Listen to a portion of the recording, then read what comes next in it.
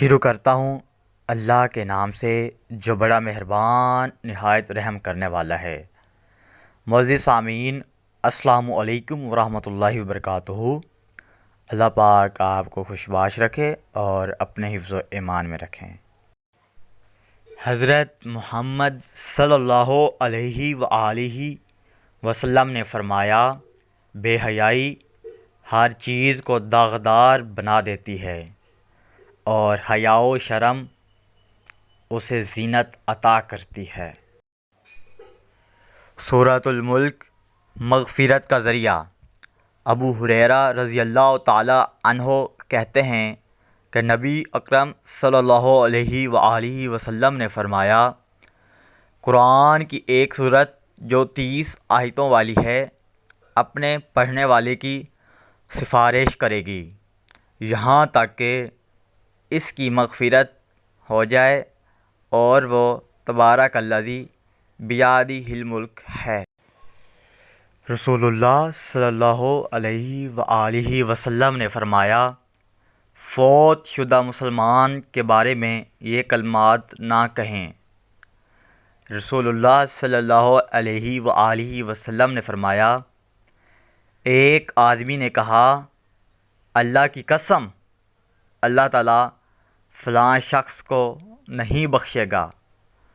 تو اللہ تعالیٰ نے فرمایا، کون ہے جو مجھ پر قسم کھا رہا ہے کہ میں فلاں کو نہیں بخشوں گا؟ میں نے اس فلاں کو تو بخش دیا، اور ایسا کہنے والے تیرے سارے عمل ضائع کر دیے۔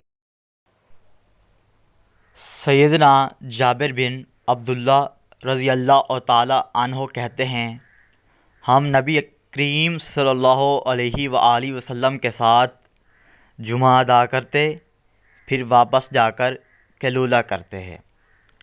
قیلولہ یعنی دوپہر کے کھانے کے بعد تھوڑا آرام کر لینا۔ حدیث نبوی صلی اللہ علیہ وآلہ وسلم۔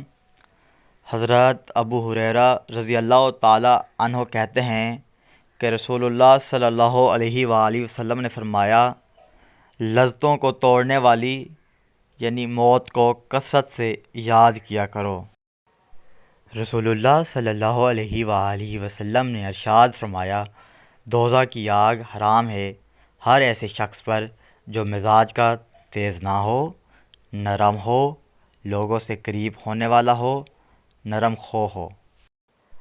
سیدنا ابو ہریرہ رضی اللہ تعالی عنہ سے روایت ہے کہ رسول اللہ صلی اللہ علیہ وآلہ وسلم نے فرمایا، جو شخص میت کی چارپائی اٹھانے کے وقت سے اس کے ساتھ رہتا ہے اور قبر میں مٹی بھی ڈالتا ہے اور اس وقت تک ساتھ رہتا ہے کہ دفن کے بعد اسے واپسی کی اجازت دے دی جاتی ہے، تو وہ اجر کے 2 قیرات لے کر واپس ہوتا ہے، اور ہر قیرات احد پہاڑ کے برابر ہوتا ہے۔ سبحان اللہ۔